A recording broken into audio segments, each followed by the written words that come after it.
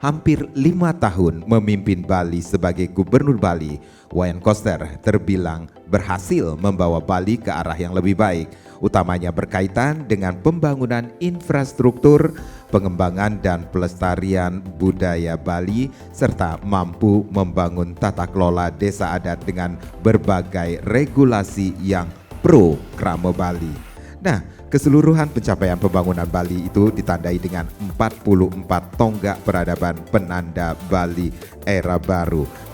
Jadi 44 tonggak peradaban penanda Bali era baru ini adalah capaian pembangunan dari 5 program prioritas, kemudian program pendukung baik itu infrastruktur, kemudian perekonomian maupun sistem keamanan.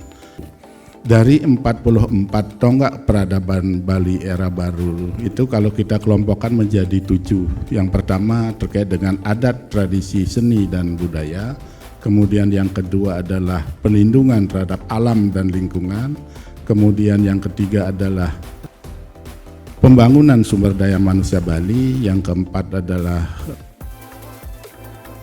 pembangunan perekonomian dan pariwisata. Yang kelima adalah teknologi digital. Yang keenam infrastruktur. Yang ketujuh adalah sistem pemerintahan.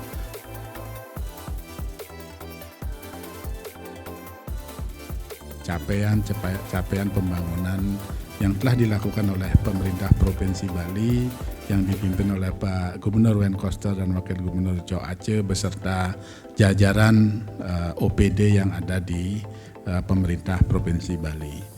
Dan tentu itu terkait dengan capaian pembangunan yang dilaksanakan oleh pemerintah Provinsi Bali.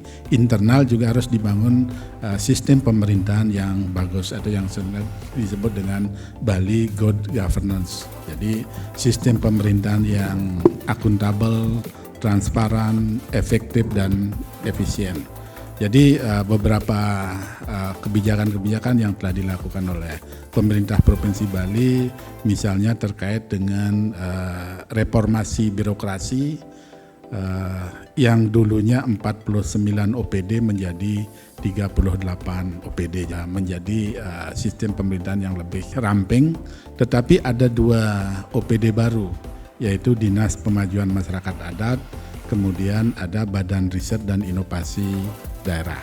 Dan Badan Riset dan Inovasi Daerah ini sangat penting dalam membuat kebijakan yang berbasis ilmiah, kebijakan yang berbasis riset maupun kebijakan yang berbasis bukti. Disinilah peran daripada Badan Riset dan Inovasi Daerah melalui rencana induk dan